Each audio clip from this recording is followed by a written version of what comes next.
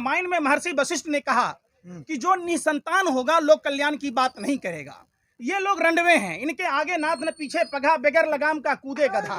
अगर इनके घर में परिवार में कोई होता, ये इनके भाजपा में नेताओं का अगर देखिएगा, अपने बाप को भूल जाएगा और गोरखपुर के मठाधीश बनने के लिए दूसरे को बाप बना लेगा। के करनाल में किसानों के साथ बेरहमी से उनकी पिटाई हो रही है और उन पर एक अत्याचार हो रहा है, उसके लिए क्या कहेंगे? निश्चित तौर पर यह बेहद शर्मनाक बात है।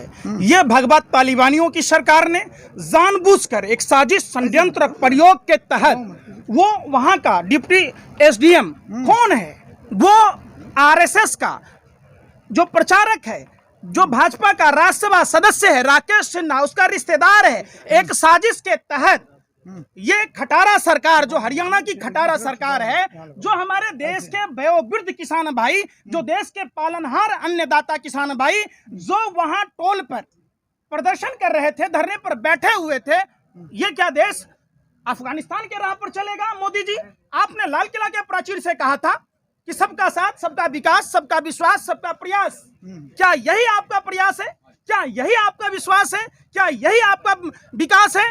तो ऐसे विकास पर लानत है और थूकता है भारत। पंकज जी, ये कहा जा रहा है कि पुलिस वालों को ये कहा गया था कि कोई ऐसा ना बचे जिसका सर ना फूटे, इस पर आप क्या कहेंगे? निश्चित तौर पर आयुष सिन्हा का जो वीडियो लीक हुआ, आयुष सिन्हा सत्ता के नशा में मदमस्त, चूंकि आरके जो वहां राकेश सिन्हा जी हैं, उनके रिश्तेदारी होने के कारण वो इतने अहंकार में हैं कि उन्होंने जालियांवाला बाग की पुनः पुनरावृत्ति कर दी। जब साइमन कमीशन का विरोध देश के स्वतंत्रता संग्राम सेनानी कर रहे थे, तब जनरल डायर ने जिस तरीके से भारत के लोगों पर गोलियां बरसाई, ठीक हरियाणा की सरकार, खटारा सरकार, खट्टर की खटारा सरकार, कंडम सरकार, जो जानबूझकर एक साजिश षड्यंत्र प्रयोग के तहत अंधाधुंध लाठियां बरसाई, मानो ये तालिबानी हो।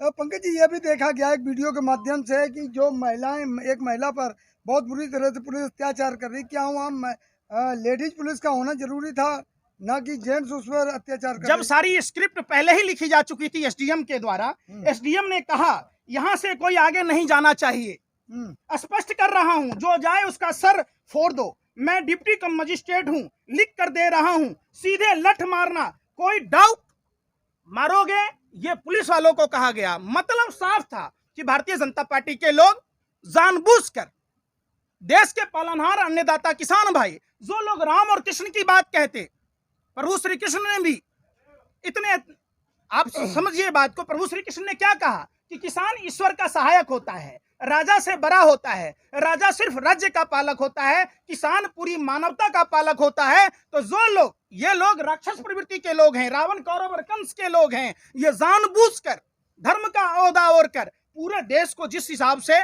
प्रताड़ित किया, परेशान किया, देश में किसान परेशान, महिला परेशान, जवान परेशान, छात्र परेशान, नौजवान परेशान, पूरा देश परेशान है। पंकज जी, ये कहा ऐसा कयास लगाया जाए जो 5 तारीख की महापंचायत है, उसका कहीं ना कहीं ध्यान भटकाने के लिए किया गया है?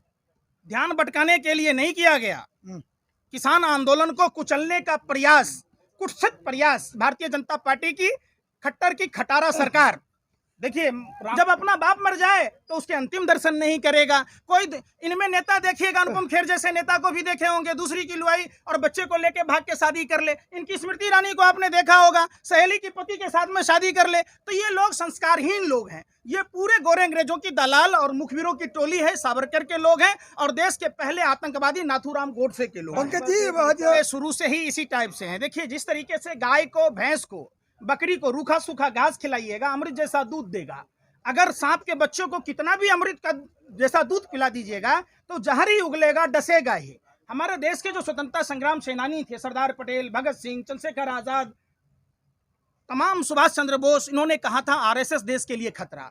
आज रियलिटी में देखने को मिलता है कि आज आरएसएस और भाजपा देश के लिए खतरा है। पंकज जी, मन की बात में तमाम देश की बात करी पीएम साहब ने आज सुबह, लेकिन छोटे से छोटे हादसे पर बात करते हैं, छोटे छोटी बात को लेकर चिंतित रहते हैं, लेकिन किसानों के मुद्दे पर कोई बात नहीं हुई। क्या कहेंगे आप?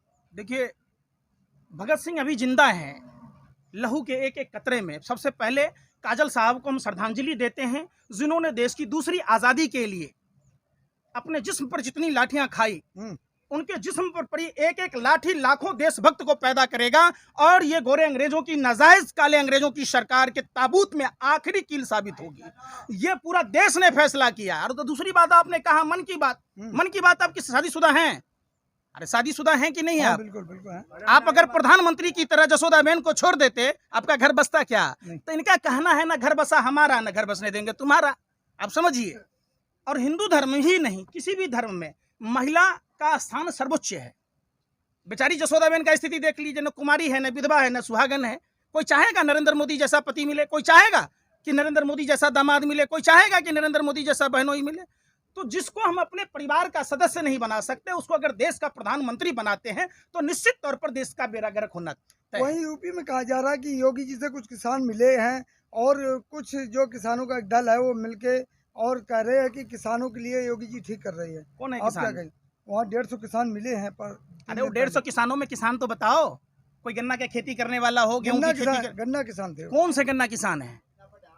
आप सुनिए, किसान स्मृति योजना के नाम पर जो पैसे दिए जाते, इतनी लंबी चौड़ी देश में लिस्ट है जो भाजपा नेताओं के रिश्तेदार ले रहे हैं। वो किसान नहीं है, वो फर्जी किसान है। असली किसान तो ये कृषि काला कानून के विरोध में प्रदर्शन कर रहे हैं। आप सोचिए, जिस कॉन्ट्रैक्ट फार्मिंग 103 साल पहले राष्ट्रपिता महात्मा गांधी बैरिस्टरी छोड़कर, कोट पैंट पहनना छोड़कर धोती में आए और बिहार के चंपारण से आंदोलन किया, उसी कॉन्ट्रैक्ट फार्मिंग में भाजपा के लोग कहते हैं एसडीएम और डीएम इस पर फैसला करेगा। अभी हालात ये देखने को मिला कि नहीं एसडीएम ने क्या फैसला किया। तो देश के किसानों को समझना होगा, अगर ऐसी हालात हम अगर आने देंगे, आज हम अपने देश के पालनहार अन्नदाता किसान भाइयों का साथ नहीं देंगे तो हमारे साथ भी वैसा ही सलूक होगा। वैसा ही सलूक होगा जब हमारे और आपके वोट के अधिकार को महिला प्रतिनिधि का सारी खोल लिया गया उत्तर प्रदेश में, तो यह सरकार अगर फिर से आती है सत्ता में तो हमें और आपको वोट नहीं डालने देगी।